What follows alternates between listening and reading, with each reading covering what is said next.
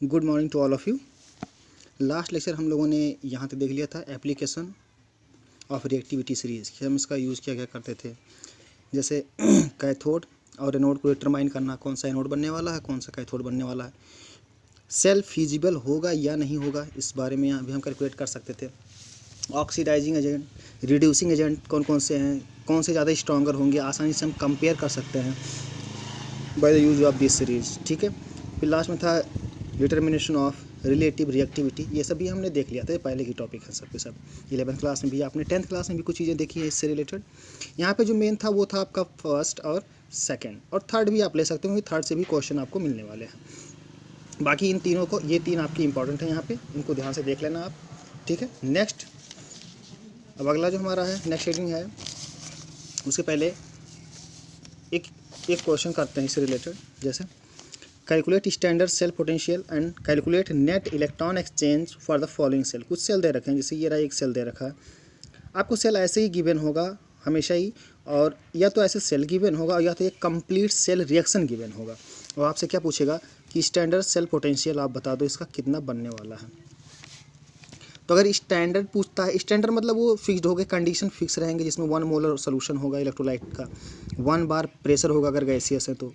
ठीक है। Temperature 25 degree Celsius या नॉर्मल रूम टेम्परेचर रहेगा। तो अगर ऐसा कंडीशन है तो वही आपका क्या होता था, स्टैंडर्ड कंडीशन। और जब स्टैंडर्ड कंडीशन है उस समय जो सेल पोटेंशियल होने वाला है उसे हम क्या बोलते हैं, ई नॉट ऑफ सेल बोलते हैं, या स्टैंडर्ड सेल पोटेंशियल कहते हैं। ठीक है। तो यहाँ पे देखो एक सेल दे रखा है आपको Fe2+, ये कन्वर्ट हो रहा है Fe3+ में, दैट मीन्स इसका ऑक्सीडेशन हो रहा है, +2 से +3 पहुँच गया। फिर आपका सॉल्ट बेस दे रखा है, और फिर आपका क्रोमियम दे रखा है कि क्रोमियम 3+ से ये रिड्यूस होकर क्रोमियम सॉलिड में जा रहा है, यानी कि 0 में पहुँच रहा है। तो ये आपका रिडक्शन हो रहा है, और यहाँ पे क्या हो रहा है, ऑक्सीडेशन हो रहा है। और जहाँ भी ऑक्सीडेशन होता है उसे हम क्या मानते हैं, एनोड, और जहाँ पे रिडक्शन होता है उसे हम क्या मानते हैं, कैथोड। तो ये हमारा कैथोड बन गया, ये हमारा एनोड बन गया। अब हमें कुछ वैल्यूज गिवन होगी, जैसे कि ये वैल्यू गिवन है, यहाँ पे देखो, यहाँ वैल्यू गिवन है कि Fe3+ जो है वो कन्वर्ट हो रहा है Fe2+ में।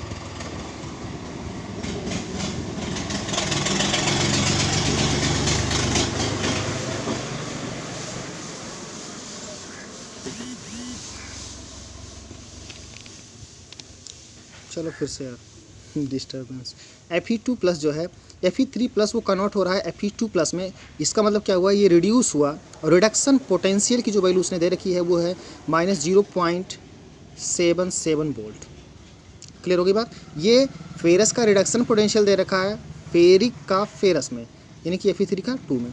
ठीक है। क्रोमियम का भी रिडक्शन पोटेंशियल दे रखा है 0.74 वोल्ट। इसका देखो माइनस का है, इसका क्या है, प्लस का है। ये दोनों ही वैल्यू रिडक्शन पोटेंशियल की दे रखी है। यहाँ से देखो रिड्यूस हुआ है, ये भी क्या हुआ, रिड्यूस हुआ है, और हमें रिडक्शन पोटेंशियल की ही वैल्यू इसमें पुट करनी होती है, चाहे वो एनोड हो चाहे वो कैथोड हो, दोनों के लिए यही। तो हम आसानी से कैलकुलेट कर सकते हैं। देखो E not of cell is equal to E not of cathode minus E not of anode. Cathode हमारा कौन सा है इसमें, ये जहाँ रिडक्शन हुआ तो कितना है 0.74 माइनस, और फिर ई ए नॉट कितना है आपका, वो है -0.77। तो ब्रैकेट लगाया -0.77, दोनों को आप करोगे तो दोनों ऐड हो जाएंगे, ये माइनस माइनस प्लस होगा, और कितना आएगा 1.51 वोल्ट की बैटरी बनेगी इन दोनों के यूज़ से, अगर 1 मोलर कंसंट्रेशन आप रखोगे। क्लियर होगी बात। एक और चीज़ इसमें पूछा था, नेट इलेक्ट्रॉन एक्सचेंज। तो नेट इलेक्ट्रॉन एक्सचेंज हमें पता है कि जो थ्रू आउट पूरा कंप्लीट बैलेंस सेल रिएक्शन लिखने पे जो इलेक्ट्रॉन कटते हैं एक दूसरे तरफ से, उसी को क्या बोलते हैं, नेट इलेक्ट्रॉन एक्सचेंज। तो यहाँ पे देखो Fe2+ कन्वर्ट हो रहा था Fe3+ में, एक इलेक्ट्रॉन यहाँ पे ऐड करोगे आप, तभी तो चार्ज बैलेंस होगा, इस तरफ चार्ज बैलेंस होने चाहिए। ठीक है। और ये रिडक्शन के लिए रहा 3+, इसमें 3 इलेक्ट्रॉन आप ऐड करोगे तब यहाँ पे 0 बन जाएगा, और ये भी 0 है आपका। अब यहाँ पे अगर देखो इसको हमें ऐड करना हो, इन दोनों को, ये एनोड ये कैथोड, अगर हमें ऐड करना हो तो हमें इसमें पहले वाले में 3 से मल्टीप्लाई करना पड़ा। ठीक है। 3 से मल्टीप्लाई करोगे तो आपका इन दोनों को ऐड करोगे तो ये कंप्लीट रिएक्शन मिलेगा, और 3 इलेक्ट्रॉन यहाँ से 3 इलेक्ट्रॉन ये कट जाएंगे। तो हमें पता चल गया नेट इलेक्ट्रॉन एक्सचेंज कितना है, 3 है टोटल। क्लियर होगी बात। तो ये दो चीज़ों का हमें कैलकुलेशन करना था, हम आसानी से कर सकते हैं जब भी दिया होगा ई नॉट रिडक्शन के लिए। अच्छा यहीं पे देखो एक और चीज़ मैं देख लूँ, अगर हमें गलती से ये जो वैल्यूज़ दे रखा है यहाँ पे, ये वैल्यूज़ उल्टा दे दिया होता, यहाँ पे लिख दिया होता कि Fe2+ वो कन्वर्ट हो रहा है Fe3+ में, तब क्या होता, तब वो ऑक्सीडेशन पोटेंशियल की वैल्यू दिया होता, लेकिन हमें पुट तो करना है रिडक्शन की ना यहाँ पे। तो मैं क्या करता, इसको यहाँ कर लेता और इसको यहाँ कर लेता, और साथ में क्या करना पड़ता मुझे, यहाँ पे साइन चेंज करना पड़ जाता, बात समझ में आया? तो अपने आप वो रिडक्शन पोटेंशियल बन जाए। कभी कभी गलती से या कभी कभी जानबूझ के दे देता है ऐसा कि वो आपको रिडक्शन पोटेंशियल की वैल्यू ना देके किसका ऑक्सीडेशन पोटेंशियल की वैल्यू दे देगा, और उस समय आपको क्या करना पड़ेगा, उसे कन्वर्ट करना पड़ेगा। पहले कैसे कन्वर्ट करोगे, इसको यहाँ लिख दो, इसको यहाँ लिख दो, और साइन यहाँ पे क्या कर दोगे, चेंज कर दोगे। क्लियर हो गई बात? और फाइनली आप हमेशा ही क्या रखने वाले हो, रिडक्शन पोटेंशियल की वैल्यू। क्लियर हो गई बात? चलो, अब ये था स्टैंडर्ड कंडीशन। अब तक हमने जितने भी देखा, जितने भी हमने कैलकुलेट किया इलेक्ट्रोड पोटेंशियल, वो सब के सब इलेक्ट्रोड पोटेंशियल स्टैंडर्ड वैल्यू पे निकाले गए हैं। समझ में आई बात? यानी कि वो स्टैंडर्ड सेट कर दिया गया है 1 मोलर का सभी इलेक्ट्रोलाइटिक सोल्यूशन के लिए, जितना भी हमने कपुल किया था हाइड्रोजन इलेक्ट्रोड के साथ। ठीक है, हाइड्रोजन इलेक्ट्रोड खुद का उसका 1 मोलर कंसंट्रेशन था H+ का, और 1 बार प्रेशर पे हाइड्रोजन गैस बबल कर रहा था। क्लियर हो रही बात? तो अब तक जो भी कैलकुलेशन हमने देखा वो सब स्टैंडर्ड के लिए था। लेकिन अगर स्टैंडर्ड कंडीशन नहीं है, किसी डिफरेंट कंसंट्रेशन पे कितना वोल्टेज डेवलप होगा, ठीक है, डिफरेंट टेम्परेचर पे कितना वोल्टेज डेवलप होगा, डिफरेंट प्रेशर पे कितना वोल्टेज डेवलप होगा, यानी कि अगर हम क्या कहते हैं उसे स्टैंडर्ड कंडीशन ना रख के कंडीशन को चेंज कर दें, तो ऐसे कंडीशन को जब हम चेंज करते हैं तो वहाँ पे सेल पोटेंशियल निकालने के लिए नास्ट इक्वेशन का यूज़ करते हैं। ठीक है, यानी कि अगला हेडिंग जो हमारा है वो है नास्ट इक्वेशन। देखो इसका कोई डेरिवेशन तो नहीं है यहाँ पे, लेकिन फिर भी नास्ट इक्वेशन देखो कैसे अप्लाई किया जाता है। नास्ट इक्वेशन समझ में आया क्या है? नास्ट इक्वेशन है सेल का पोटेंशियल निकालने के लिए जब स्टैंडर्ड कंडीशन ना दिया हो, यानी कि डिफरेंट मोलरिटी दे रखी हो, डिफरेंट प्रेशर हो या किसी भी टेम्परेचर पे। ठीक है, अगर वो स्टैंडर्ड नहीं है तो हम नास्ट इक्वेशन का यूज़ करते हैं वो सब निकालने के लिए, उसके ई सेल निकालने के लिए। तो it is a relation to determine the electrode potential at any concentration, किसी भी कंसंट्रेशन पे, measured with respect to standard hydrogen electrode can be represented by this one. ठीक है, तो हम समझ गए क्या है ये है किसी भी सेल का पोटेंशियल निकालना हो, अगर वो स्टैंडर्ड का भी निकल जाएगा, इससे कोई दिक्कत नहीं, लेकिन स्टैंडर्ड अगर नहीं है तो फिर इस फार्मूले का हम यूज़ करेंगे। देखो यहाँ पे क्या है, ये हाफ सेल के लिए हमने अप्लाई किया है। एक हाफ सेल है, एक हाफ सेल कुछ इस तरह से है, दो ध्यान से, कि एक मेटल है, मेटल सॉलिड, ये कन्वर्ट हो रहा है Mn+ एक्वस में, और साथ में कितने इलेक्ट्रॉन आएंगे यहाँ पे आएंगे n इलेक्ट्रॉन। तो ये एक जनरल कंडीशन ले लिया मैंने, एक ऑक्सीडेशन रिएक्शन लिख दिया। ठीक है, अब इसी ऑक्सीडेशन रिएक्शन में अगर मैं इसका रिडक्शन पोटेंशियल की वैल्यू निकालना चाहूँ, मतलब कि Mn+ से M सॉलिड तक, अगर इसकी वैल्यू हमें निकालना हो तो हम इस पे लगाते हैं फार्मूला क्या है, सबसे पहले E0 Mn+2 Mn, ऊपर इसे सॉलिड करो M सॉलिड। ठीक है, दो ध्यान से, ये रहा ई सेल किसी डिफरेंट कंसंट्रेशन पे, इसे हम क्या बोलेंगे, ई सेल, और इसे हम क्या बोलेंगे, E0 ऑफ सेल। बात समझ में आ गया यहाँ तक? माइनस होता है RT divide by NF into log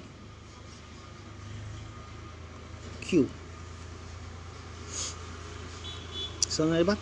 फिर से देखो, रिडक्शन पोटेंशियल एक मेटल है जो रिड्यूस होके Mn+ से Ms बना रहा है। अगर हमें इसकी वैल्यू कैलकुलेट करनी हो तो इसकी वैल्यू क्या होगी, ये होगी स्टैंडर्ड, पहले E0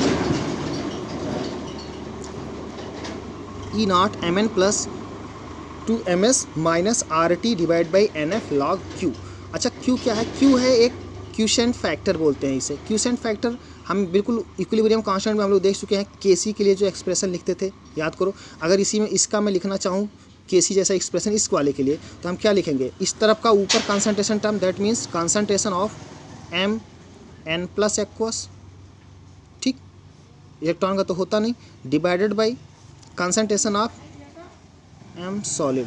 हमें पता है कि M सॉलिड जब होता है तो उसका कितना लेते हैं हम लोग, यूनिटी लेके चलते हैं। इक्विलिब्रियम हम लोग पढ़े थे, इक्विलिब्रियम में ये चीज़ था। तो ये रहा आपका Kc, इसी को लिखते थे। यहाँ पे क्योंकि इक्विलिब्रियम नहीं हो, जब इक्विलिब्रियम नहीं होता है तब अगर हम इस तरह से कोई टर्म डिफाइन करते हैं तो उसे Q से डिनोट करते हैं। Kc तब हम डिनोट करते थे जब वो इक्विलिब्रियम पे हो, लेकिन अगर वो इक्विलिब्रियम पे नहीं है, ठीक है, कहीं आगे है, अभी इक्विलिब्रियम एग्जिस्ट नहीं किया है, या तो आगे है या तो पीछे इक्विलिब्रियम एग्जिस्ट करने वाला है, तो उस केस में जो भी ये वाला टर्म हम लोग डिफाइन करते हैं उसी को हम लोग क्या बोलते हैं, क्यूसेंट फैक्टर, और Q से डिनोट करते हैं। बात समझ में आ गया? तो यहाँ हम आसानी से लिख सकते हैं, देखो फिर से लिख रहा हूँ मैं, E of cell is equal to हो जाएगा E0 of cell, this one, minus RT divide by NF और log कंसंट्रेशन ऑफ किसका Mn+ aqueous divide by RT, ये MS आएगा तो उसका 1 होता है, आप जानते ही हो। तो इस तरह से हम निकाल सकते हैं। अब E0 सेल स्टैंडर्ड वैल्यू से निकाल लोगे आप, वो गिवन होगा आपको पहले से ही। और बाकी R क्या है आपका यूनिवर्सल गैस कांस्टेंट, T क्या है, T is the temperature in kelvin, N क्या है net electron exchange during the complete cell reaction, F क्या है, F इज फैराडे कांस्टेंट, ये क्या है फैराडे कांस्टेंट, ये है 1 मोल चार्ज, 1 मोल इलेक्ट्रॉन का टोटल चार्ज जो होता है उसी को क्या बोलते हो आप फैराडे कांस्टेंट F, और इसकी वैल्यू अप्रॉक्सीमेटली 96500 कूलम होता है। ठीक है, तो हमने सब समझ लिया आसानी से। अब देखो इसको थोड़ा सा और आगे बढ़ा देते हैं, इसी रिएक्शन को थोड़ा सा आगे बढ़ाया गया है, तो हम लिख सकते हैं कि E of cell is equal to हो गया E0 ऑफ सेल, ये स्टैंडर्ड वाला, ये बिना स्टैंडर्ड वाला जो आप निकाल रहे हो, माइनस ऑफ RT देखो RT divide by N into F। अच्छा, अगर मैं R की वैल्यू बताऊँगा तो R की वैल्यू हमें पता है कि 8.314 होता है जूल पर मोल पर केल्विन, ये हमारा R की वैल्यू हो गई। T अगर हम टेम्परेचर की बात करें तो रूम टेम्परेचर की अगर बात करें 25 डिग्री सेल्सियस या 27 डिग्री सेल्सियस, तो 27 अगर हम करेंगे तो कितना हो जाएगा, ये हो जाएगा 300 केल्विन रूम टेम्परेचर। ठीक है, R हो गया, T हो गया। अगर F की बात करें तो F इज़ 96500 कूलम। ठीक है, अगर ये तीनों ही वैल्यूज़ मैं इसमें पुट कर दूं, और जो ये ln था, सॉरी शक्तिमान, यहाँ पे log के बजाय यहाँ पे ln था, ln क्यू, और अगर हम लोग ln को log में कन्वर्ट करें तो हमें एक टर्म से मल्टीप्लाई करना पड़ता है, वो कितना है 2.303 से मल्टीप्लाई करना पड़ेगा। ln जो है वो नेचुरल लॉग होता है ई बेस पे, नेचुरल लॉग होता है ई बेस पे, ई एक्सपोनेंशियल जो होता है इसकी वैल्यू होती है 2.41, ई की पावर में जो चलता है उसे आप बोलते हो नेचुरल लॉग, जबकि ये जो लॉग होता है LOG ये 10 बेस पे होता है। ठीक है, 10 बेस पे तो वो लॉग कहलाता है, ई बेस पे तो वो ln कहलाता है, और भी किसी बेस पे आप निकाल सकते हो।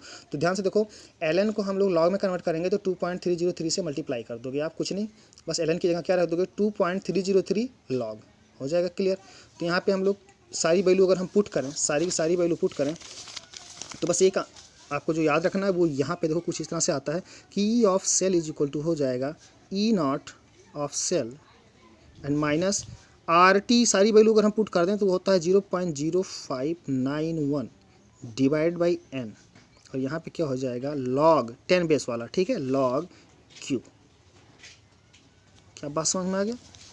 बस इतना ही याद करना है आपको, यानी कि किसी भी गिवन कंसंट्रेशन पे जो सेल का पोटेंशियल होने वाला है, सेल पोटेंशियल जो होगा वो कहलाएगा ई सेल, और उसकी वैल्यू कितनी होगी, वो होगी E0 ऑफ सेल, यानी कि स्टैंडर्ड कंडीशन पे उन्हीं सेम सेल का जो है वो वैल्यू कितना था -0.0591 divide by N, N is net electron exchange, हमें पता है इसे आसानी से आप कैलकुलेट कर लोगे, और फिर log Q, आसानी से सारी वैल्यू पुट करो और उसकी वैल्यू क्या करो निकालो। तो यह है आपका नर्स इक्वेशन। ये नर्स इक्वेशन हमें फिर से देख रहे हैं वापस, तो it is a relation to determine the electrode potential at any concentration measured with respect to standard hydrogen electrode can be represented by, अब ये समझ में आ गया होगा कि ये E of cell is equal to E0 of cell minus RT NF divide by NF ln M divide by MN plus. ठीक है, ये रिडक्शन के लिए किया गया है, ध्यान दो, रिडक्शन के लिए दिस वन इसके लिए है, for the reaction half cell, तो रिडक्शन के लिए ही हम लोग यूज़ करेंगे, क्योंकि जो भी वैल्यू हम पुट करने वाले हैं फार्मूले में वो रिडक्शन के लिए ही है, तो हमेशा आप रिडक्शन को लेकर चलो। फॉर ये हाफ सेल की बात हो रही है, जब हाफ सेल की बात हो तो आप रिडक्शन को लेकर चलो। कंप्लीट सेल की बात रहेगी तो एक साथ हम अप्लाई कर लेंगे क्यू निकालने के लिए, प्रोडक्ट डिवाइड बाई रिएक्टेंट का कंसंट्रेशन करके उस तरह से।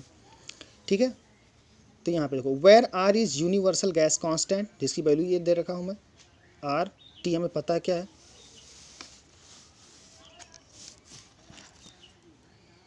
N is net electron exchange, F is Faraday constant, charge of 1 mole electron that is 96500 coulomb, E0 is standard cell potential, T is temperature in kelvin, और MS क्या है, this mean is the concentration of M solid, तो हम कैसा लेके चलेंगे unity 1, और ये क्या आपका फार्मूला सब पुट कर दो इसमें, तो MN प्लस ये E of cell is equal to क्या हो जाएगा E0 of cell minus RT divide by NF ln 1/MN plus, देखो इसके लिए हमने किया है ना, इस वाले के लिए। तो यहाँ पे क्या करोगे, ये इसका ऊपर रखोगे डिवाइडेड बाई इसको नीचे रखोगे, तो ऊपर वाले का 1 डिवाइड बाई नीचे वाले का, तो ये वाला आएगा इस तरह से।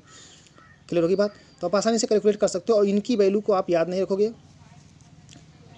यहाँ तक बात क्लियर हो गई। तो ये हमने एक हाफ सेल बनाया ये मेटल वाला, और इससे हमने क्या लिख दिया, नर्स्ट इक्वेशन को अप्लाई किया इस पर।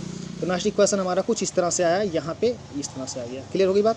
Now if we applying this reaction on Daniell cell, अगर हम डेनियल सेल पे इसको लगा के एक जनरल इक्वेशन डिराइव करना चाहें तो देखो ये रहा reduction potential E not of ये सेल कॉपर के लिए Cu2 + 2 Cu, तो इसके लिए क्या हो जाएगा, standard Cu2 + 2 Cu minus RT divide by 2F, क्योंकि 2 ही इलेक्ट्रॉन एक्सचेंज होंगे इसमें कॉपर वाले में, तो 2 हो गया इनकी जगह पे 2F ln 1 concentration of Cu2 + aqueous।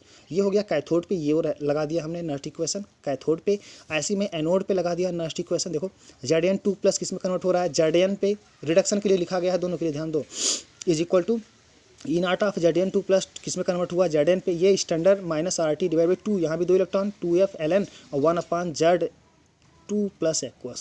ठीक है, दोनों के लिए। ये कैथोड के लिए मैंने लगा दिया नर्स्ट इक्वेशन, ये एनोड के लिए हमने लगा दिया नर्स्ट इक्वेशन। ठीक है, हमें पता है कि जो सेल होता है ई सेल जो आएगा वो आएगा E cathode minus E anode. ठीक है, ई सेल कितना आएगा, हमेशा E cathode minus E anode. तो आप बस वैल्यू पुट कर दो, E of cell E cathode कौन सा है कैथोड, इसमें से ये रहा, तो ये पूरी वैल्यू मैंने रख दिया यहाँ पे। ठीक, माइनस एनोड के लिए ये पूरी वैल्यू मैंने रख दिया यहाँ पे, तो ये रहा ई कैथोड माइनस ई एनोड। इसको अगर हम सॉल्व करें तो देखो अलग से ये स्टैंडर्ड वैल्यू, ये स्टैंडर्ड वैल्यू मैंने एक साथ ले लिया, तो ये हो गया E not of cathode minus E not of anode and minus RT divide by 2, अब दोनों में कॉमन थे तो मैंने कॉमन ले लिया, और ln, अब क्योंकि लॉ की प्रॉपर्टी यहाँ पे लग जाएगी तो Cu2+ ऊपर पहुँच जाएगा डिवाइड बाई Zn2+ नीचे हो जाएगा, और Cu2+, अब अगर कंप्लीट सेल रिएक्शन लिखोगे, जैसे ये रहा कंप्लीट सेल रिएक्शन, देखो इसके लिए अगर मैं Q लिखना चाहूँ, ये रहा डेनियल सेल का कंप्लीट सेल रिएक्शन, अगर मैं Q लिखूंगा तो Q इक्वल टू क्या हो जाएगा, प्रोडक्ट का ऊपर रखोगे concentration, that means Zn2+ aqueous, copper solid into copper solid का करोगे तो उसका 1 होगा, डिवाइडेड बाई Cu2+ एक्वस का नीचे into multiplied by Zn solid का, तो उसका भी 1 होगा, तो बचेगा क्या, सिर्फ ये Zn2+ aqueous divide by Cu2+ aqueous. क्या बात क्लियर हो गया। तो Q ये रहा हमारा। अगर हमें अलग अलग कंसंट्रेशन अब गिवन होगा इनका, कि जो जिंक इलेक्ट्रोलाइट है उसका कंसंट्रेशन ये रहा, कॉपर का दे रखा होगा, तो अलग अलग कितना वोल्टेज जो डेवलप होगा वहाँ पे हम आसानी से कैलकुलेट कर सकते हैं by the use of Nernst equation.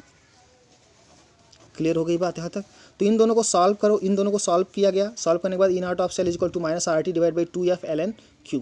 अब इसी को जनरलाइज कर दिया गया है, जनरलाइज मतलब कि R और T की वैल्यू और F की वैल्यू पुट कर दिया गया है, ln को लॉग में कन्वर्ट कर दिया गया है, तो फाइनली जो हमारा इक्वेशन आया है वो तो आपको पता ही क्या आया,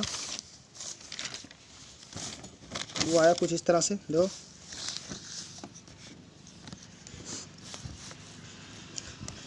ई सेल इज इक्वल टू क्या हो जाएगा, E not cell minus RT divide by NF ln Q, सारी वैल्यू पुट कर दो, ये पुट करने के बाद जो आया हुआ है E cell is equal to E not of cell minus 0.059 divide by n log Zn2+। अब यहाँ पे ध्यान से देखो, अब इसी फार्मूले को आप याद करो कैसे कैसे आया, तो समझ गए होगे कि हाफ सेल पे लगाया, फिर ई कैथोड माइनस ई एनोड निकाल के और एक रिलेशन डिराइव कर लिया गया है। ठीक है, आप बस इस फार्मूले को याद रखोगे।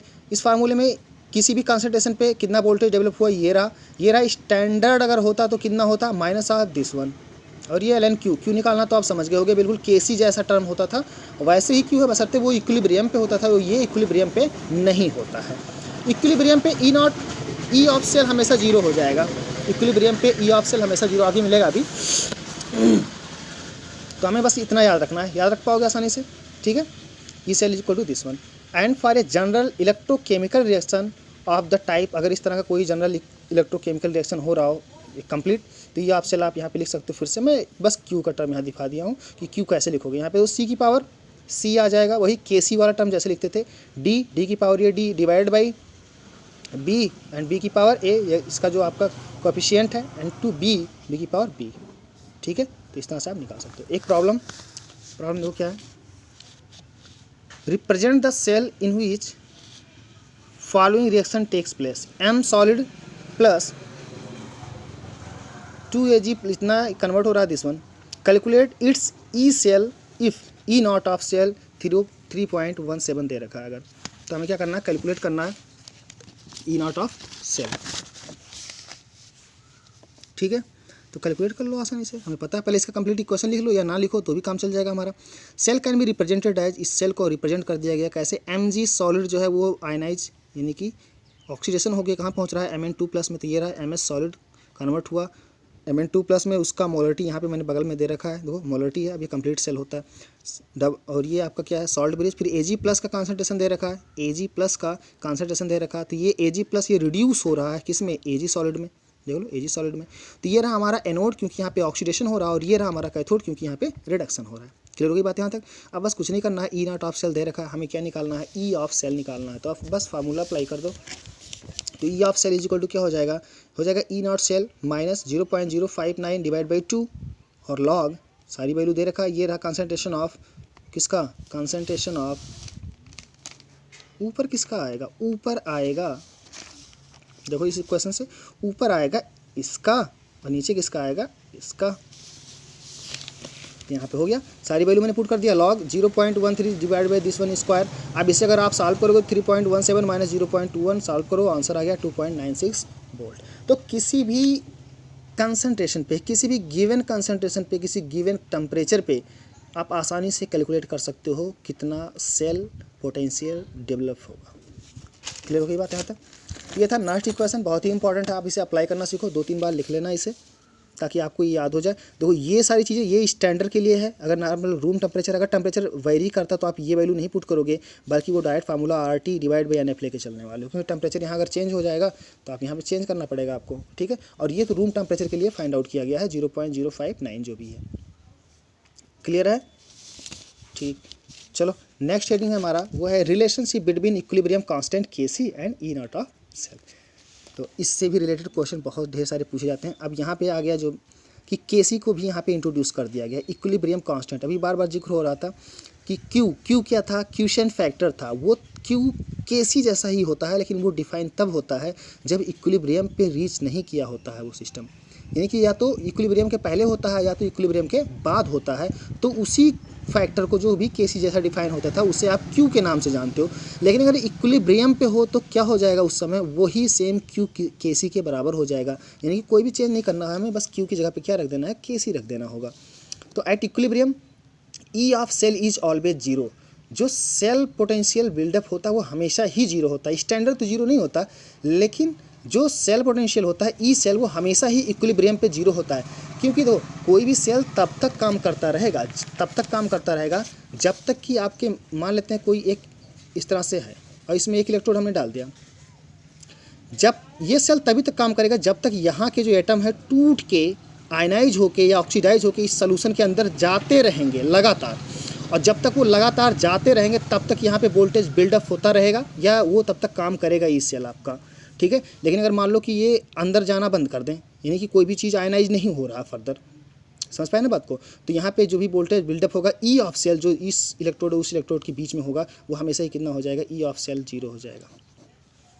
समझ में आई बात। या एक के लिए अगर कंसंट्रेशन चेंज नहीं हो रहा है, फिक्स हो गया, अगर यहाँ से एटम टूट के इसके अंदर जा रहे होंगे, लगातार जा रहे होंगे, तो लगातार इसका कंसंट्रेशन इंक्रीज कर रहा होगा इस इलेक्ट्रोलाइटिक सोल्यूशन का। लेकिन अगर वो कांस्टेंट हो गया तो जो ई ऑफ सेल होगा वो हमेशा ही जीरो होगा, लेकिन ध्यान रखना ई नॉट ऑफ सेल जीरो नहीं होगा। क्लियर है, क्योंकि वो तो फिक्स्ड कंसंट्रेशन पे गिवन है। क्लियर हो गई बात। तो वही सेम चीज़ यहाँ पे बोला जा रहा है कि at equilibrium E cell is always zero because concentration of electrolyte becomes constant. Let the reaction, फिर से वही डेनियल सेल का रिएक्शन ले लिया। नाउ अप्लाइंग नेक्स्ट इक्वेशन, ठीक है, अप्लाई कर दिया, कंप्लीट सेल पे मैं लगा रहा हूँ। E of cell is equal to E not cell minus 0.059 divide by N log, अब इसका फैक्टर ऊपर डिवाइड बाई इसका फैक्टर नीचे, यहाँ पे कर दिया गया यहाँ तक, ठीक है। अब इसमें अगर हम वैल्यू देखें तो ई ऑफ सेल कितना हो जाएगा, zero, this one is zero, तो इसको अगर हम जीरो पुट कर दें तो यहाँ जीरो हो गया, और इस चीज़ को पूरे को उस तरफ भेज दो तो क्या बचेगा, ई नॉट ऑफ सेल या zero is equal to E not of cell minus 0.059 divide by N और लॉग के सी। ध्यान दो कि ये जो चीज़ है आपका ये के सी के बराबर है, दिस वन, ये लॉग नहीं, लॉग को छोड़ के ये जो बचा हुआ है यहाँ से ये के सी के बराबर है। क्लियर हो गई बात। जहाँ वहाँ क्यू की जगह बस के सी से रिप्लेस कर दिया गया, वो इक्विलिब्रियम के लिए डिफाइन कर दिया गया और कुछ नहीं। बस एक चीज़ ध्यान रखना, वो है E of cell is equal to zero होता है वहाँ पे और कुछ भी नहीं। अब बाकी वैल्यू सारी पुट कर दोगे तो फिर से यहाँ पे देखो तो zero is equal to E not of cell minus this one, ठीक। अब मैं क्या कर रहा हूँ, इस नेगेटिव वाले को उस तरफ भेज दिया तो बचेगा क्या, E not of cell is equal to this one. अब यहाँ से log K C is equal to हो जाएगा एन, मल्टीप्लाई होगा n dot E not cell divide by 0.059। अब चाहो तो ऐसा कर लो, चाहो तो इसको मल्टीप्लाई यहाँ करके एक रिलेशन डिराइव कर लो। अब ये रिलेशन किस में है, net electron exchange, standard cell potential और किसमें, केसी में, इक्विलिब्रियम कांस्टेंट में। तो आप आसानी से इक्विलिब्रियम कांस्टेंट भी कैलकुलेट कर सकते हो अगर आपको ई नॉट ऑफ सेल गिवन हो तो। बात क्लियर है। तो आपसे ऐसे क्वेश्चन भी पूछे जाएंगे इससे। नेक्स्ट इक्वेशन से तो सीधा सीधा वोल्टेज निकालना जाता है, और उसी नेक्स्ट इक्वेशन का हम लोग क्या केसी के टर्म्स में भी यूज कर सकते हैं आसानी से। जैसे एक प्रॉब्लम क्या है, calculate the equilibrium constant of the reaction. इस रिएक्शन का इक्विलिब्रियम कांस्टेंट हमें कैलकुलेट करना है, जबकि गिवन है क्या, हमें ई नॉट ऑफ सेल दे रखा है।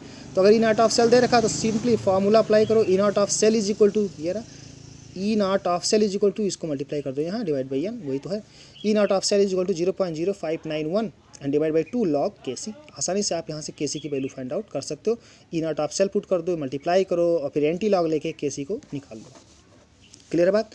तो ये भी इंपॉर्टेंट है, ध्यान रखना, वेरी वेरी इंपॉर्टेंट है कि वो दो चीज़ों को एक साथ रिलेट कर देता है और आपसे पूछता है क्वेश्चन इससे कि ई नॉट सेल भी बताओ आप और केसी को भी बताओ, या केसी दे दिया ई नॉट सेल बताओ, ठीक है। तो आप आसानी से निकाल सकते हो। क्लियर हो गई बात यहाँ पे। अगला जो हमारा है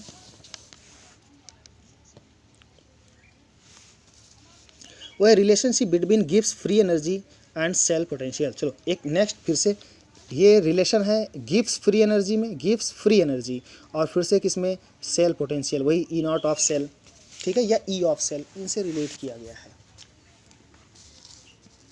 तो देखो क्या होता है, पहले तो गिव्स फ्री एनर्जी क्या होता है। गिव्स free energy is maximum amount of non PV work that can be converted into electrical and discharging of A cell gives free energy decreases.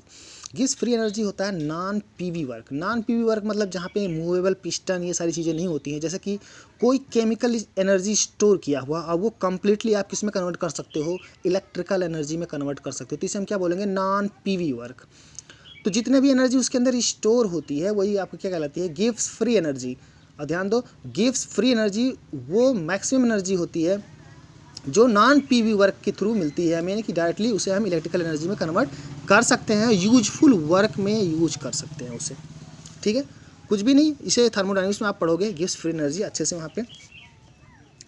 तो gives free energy is maximum amount of non PV work that can be converted into electrical on discharging of A cell gives free energy decreases. E cell is an intensive property. Intensive मतलब समझते हो, intensive और extensive property, बहुत ही important concept है, intensive और extensive properties. देखो ये property ऐसी होती है, इंटेंसिव मतलब कि जो अमाउंट पे या जो वॉल्यूम पे, जो सब्सटेंस की क्वांटिटी पे डिपेंड नहीं करता, एक ऐसी प्रॉपर्टी जो सब्सटेंस की क्वांटिटी पे डिपेंड नहीं करता, वो क्या कहलाती है, इंटेंसिव प्रॉपर्टी। जैसे एग्जांपल की मैं बात कर लूँ, अगर एक छोटा सा एग्जांपल, अभी सब समझ में आ जाएगा, फिर देख लेते हैं।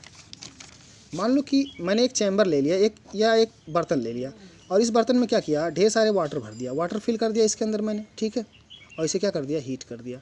अगर मैं इसे हीट कर दूं तो अंदर का टेम्परेचर कितना पहुंच गया, 50 डिग्री सेल्सियस। मान लेते हैं कि 50 डिग्री सेल्सियस टेम्परेचर पहुंच गया। क्लियर हो गई बात। अब अगर मान लो कि मैं इसको दो पार्ट में ब्रेक कर दूँ, हीट एनर्जी खत्म, दो पार्ट में अगर मैं ब्रेक कर दूँ तो आधा इस तरफ पहुँच गया, आधा इस तरफ। अगर मैं इधर टेम्परेचर चेक करूँगा तो कितना मिलेगा आपको, 50 डिग्री सेल्सियस, और इधर अगर मैं टेम्परेचर चेक करूँगा तो कितना मिलेगा, 50 डिग्री सेल्सियस। यानी कि भले ही क्वांटिटी हाफ कर दी गई, आधा आधा बांट दिया गया, लेकिन एक ऐसी चीज़ है जो चेंज नहीं हो रही है, वो 50 डिग्री, दैट मीन्स टेम्परेचर देखो 50 डिग्री सेल्सियस इस तरफ का भी है, 50 डिग्री सेल्सियस इस तरफ का भी है। समझ पाए ना बात को। तो ऐसी ही प्रॉपर्टी को हम लोग क्या बोलते हैं, इंटेंसिव प्रॉपर्टी। जो इंटरनल प्रॉपर्टी होती है वो एक्सटर्नल किसी बात पर डिपेंड नहीं करती। लेकिन अगर मैं वॉल्यूम की बात करूं कि इसका वॉल्यूम या मास की बात करूं कि कितना मास, इस तरफ का मास कितना हो गया, पहले टोटल m था तो अब कितना हो गया, m/2 हो गया, इस तरफ भी कितना हो गया, m/2, यानी कि मास चेंज हो गया दोनों का, इधर m/2 हो गया, इधर भी m/2 हो गया, यानी कि मास या वॉल्यूम भी देख लो, वॉल्यूम कितना हो जाएगा, हाफ हो जाएगा, इधर भी वॉल्यूम कितना हो जाएगा, हाफ हो जाएगा। तो वॉल्यूम कैसी क्वांटिटी हो जाएगी, वॉल्यूम या मास आपका एक्सटेंसिव क्वालिटी कहलाएगा। समझ में आई बात। इंटेंसिव मीन्स जो चीज़ चेंज नहीं हो। एक और चीज़, अगर मैं कंसंट्रेशन की बात करता, कंसंट्रेशन मतलब मोलरिटी, या मान लो इसमें पानी था, पानी में मैंने क्या डाल दिया, शुगर डाल के इसको मीठा बना दिया, ठीक ठाक। अब मैं यहाँ से चेक करूँ थोड़ा सा निकाल के मीठा, आधे में काटने के बाद यहाँ से मीठा मैं चेक करूँ या यहाँ चेक करूँ, क्या दोनों सेम मीठा नज़र आएगा आपको। और इसीलिए क्या हुआ, जो कंसंट्रेशन टर्म है वो भी इंटेंसिव प्रॉपर्टी होता है, वो क्वांटिटी पे डिपेंड नहीं करता। समझ में आ गई बात। और इसी को हम बोलते हैं एक्सटेंसिव और इंटेंसिव प्रॉपर्टी। तो यहाँ पे वही चीज़ कहा गया है कि ई सेल जो है आपका इज एन इंटेंसिव प्रॉपर्टी, ये intensive parameter, but delta G is an extensive thermodynamic properties. और आपको कुछ नहीं करना है, ये सब छोड़ दो, इन सब से कोई मतलब नहीं, बस आपको ये रिलेशन याद रखना है। रिलेशन है delta G is equal to minus n F E of cell. समझ में आई बात। Delta G is equal to क्या है, चेंज इन गिव्स फ्री एनर्जी। अच्छा, गिव्स फ्री एनर्जी जो होता है जो अपने आप हो सके, जो अपने आप कन्वर्ट हो सके। Delta G equal to minus n F E of cell. N पता है नेट इलेक्ट्रॉन एक्सचेंज, एफ क्या है फैराडे कांस्टेंट, ई सेल क्या है तो पता ही है आपको इलेक्ट्रोड पोटेंशियल। अगर यही सारी चीज़ें स्टैंडर्ड में हम यूज़ करें तो ये डेल्टा जी नॉट हो जाएगा माइनस एन एफ, और यहाँ पे भी क्या हो जाएगा, ये नॉट हो जाएगा और कुछ नहीं। तो बस आपको ये दो फार्मूले याद रखने हैं और इसी दो फार्मूले पे वो क्वेश्चन पूछेगा, जब भी पूछेगा आपसे कि डेल्टा जी फाइंड आउट करो, जबकि ये आप सेल दे रखा है, सब कुछ दे रखा है इस तरह से। ठीक है, अब देखो डेल्टा जी की वैल्यू, ई ऑफ सेल की वैल्यू हमेशा ही पॉजिटिव आनी चाहिए फॉर फिजिबल रिएक्शन। जैसे पीछे हम लोग थोड़ा सा जिक्र किए थे इसके बारे में कि ई नॉट ऑफ सेल अगर ग्रेटर देन जीरो है तो सेल आपका पॉसिबल होगा। यानी कि अगर ये पॉजिटिव है, एफ तो पॉजिटिव है ही, नंबर तो पॉजिटिव रहता ही है, नंबर नेट इलेक्ट्रॉन 2 3 4 कुछ तो होंगे, या 1 होंगे या 0 हो। समझ पाए ना बात, 0 तो हो नहीं सकता। तो ये सारी की सारी वैल्यू कैसी होगी, पॉजिटिव, लेकिन माइनस लगा तो ये पूरी ओवरऑल वैल्यू डेल्टा जी की क्या आ जाएगी, नेगेटिव। यानी कि जब भी डेल्टा जी नेगेटिव होगा, if delta G is less than zero and E of cell is greater than zero, यानी कि ई ऑफ सेल की वैल्यू ज़्यादा है तो डेल्टा जी की वैल्यू अपने आप ही लेस देन जीरो हो जाएगी, नेगेटिव आएगी। देन क्या होगा, cell will be spontaneous and feasible, मतलब सेल अपने आप ही वर्क करने वाला होगा और फिजिबल होगा, यानी कि पॉसिबल होगा, सेल को बनाया जा सकता है आसानी से, वो वर्केबल होगा, वर्क करेगा। क्लियर है। अगर delta G is greater than zero, अच्छा delta G greater than zero कब आएगा, जब ई ऑफ सेल की वैल्यू क्या हो जाए, लेस देन जीरो हो जाए। अगर ये नेगेटिव हुआ तभी ये नेगेटिव और ये नेगेटिव मिलकर क्या हो जाएंगे, पॉजिटिव, और उस केस में डेल्टा जी की वैल्यू क्या आ जाएगी, प्लस आ जाएगी। और जब भी डेल्टा जी की वैल्यू प्लस आती है तो वो नॉन फिजिबल होता है और नॉन स्पॉन्टेनियस होता है, यानी कि वो अपने आप नहीं हो सकता।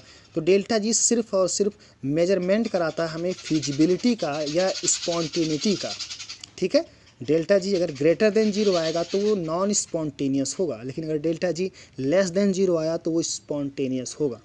क्लियर है बात। तो वही सेम चीज़ यहाँ पे देगा, फिजिबल एंड नॉन फिजिबल होगा और नॉट पॉसिबल होगा। ठीक है, अगर इसकी value E not of cell equal to zero हो जाएगा, अगर ये जीरो हो जाए तो डेल्टा जी भी कितना हो जाएगा, जीरो हो जाएगा। Then delta G not will be equal to zero, cell reaction will be at equilibrium, मतलब उस समय इक्विलिब्रियम एग्जिस्ट कर रहा होगा। जब भी ई नॉट ऑफ सेल जीरो आ जाए तो उस समय सेल के अंदर इक्विलिब्रियम एग्जिस्ट कर रहा होगा। बात क्लियर।